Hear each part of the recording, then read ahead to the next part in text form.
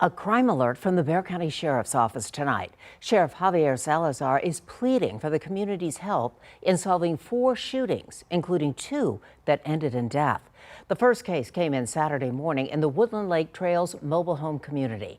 Deputies found the body of 20-year-old Martin Jaquez Martinez. He'd been shot in the head.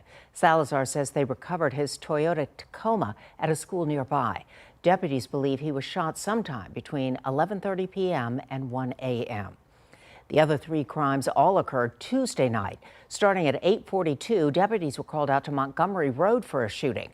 A 21-year-old and 23-year-old man were both shot.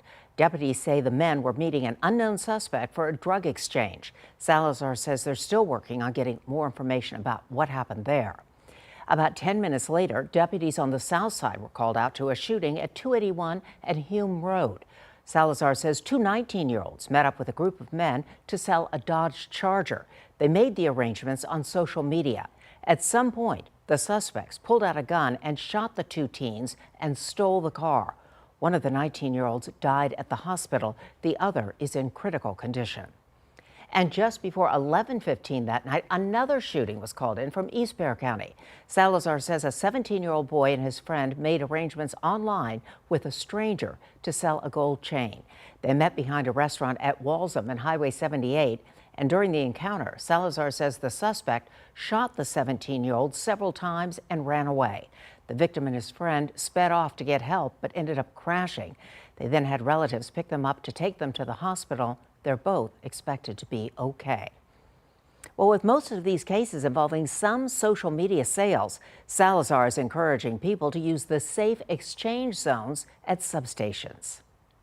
Feel free to come use our substation. You don't have to come in. Just make the arrangements to meet the other party there at the substation.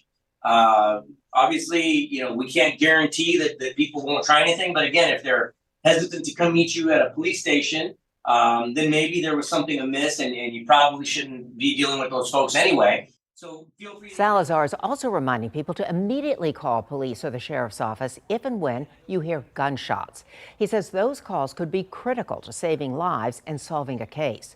If you have any information on any of these crimes, call the Bexar County Sheriff's Office.